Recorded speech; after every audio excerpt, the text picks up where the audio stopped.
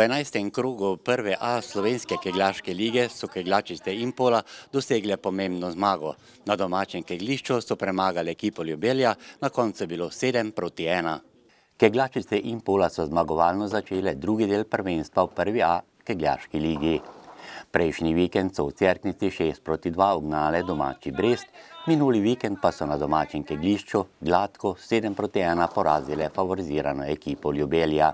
Lahko nikoli ni, ne, ampak nekako je steklo že po prvem paru, tako da se je potem samo še plus povečeval. Na koncu smo pač zaključili tako, kot je treba, tako da 7-1 je super izkupiček. V prvem paru je na stezo za Impoljčanke stopila tudi povratnica v bistriško ekipo Maja Drevenšek, ki pa je dvoboj s tekmico tokrat izgubila. Kljub porazu pa je Drevenškova dala pozitivno energijo soigralkam, da so nadaljevale v zmagovalnem ritmu. Petra Pečovnik je odpravila Urško Prelov Košir, podrla je največ keglja v domači vrsti in to 577. Lucija Kunčič, v letošnjem poteku najbolj konstantna igralka, visoko število podrtih kegljev, je tokrat podrla le 516 kegljev in kljub temu bila za 2 keglja boljša od tekmice.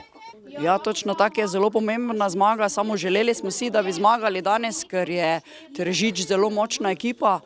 Pri njih, ko smo bili, v bistvu je pač, smo imeli malo nesreče, da smo jim v bistvu izročili tuji, bom rekla, njim 2 piki, takrat, ko bi jih mogli imeti in bi danes pogledali, bom rekla, proti vrhu, ampak glede na to, zdaj v drugem delu smo štartali zdaj že z 2 zmagama, to pomeni, da nas se, mislim, je lahko že nasprotnike malo strah, ne.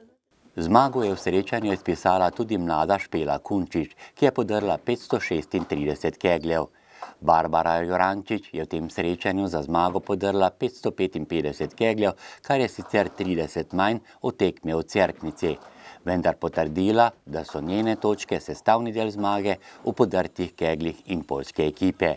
V tej tekmi so Impoljčanke skupno podrle 3275, nasprotnice pa 3152 kegljev.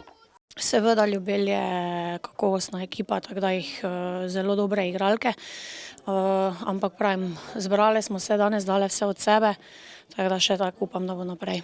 Bistriške prvoligašice so se sedaj četrtuvrščeni ekipi Ljubelja približale samo na 3 točke na prvenstveni lestvici. Že naslednji 12. krog v gosteh pri Remoplastu v Radljah pa bo lahko dal že odgovor, ali so Bistričanke dobro pripravljene za nadaljevanje prvenstvenih obračunov.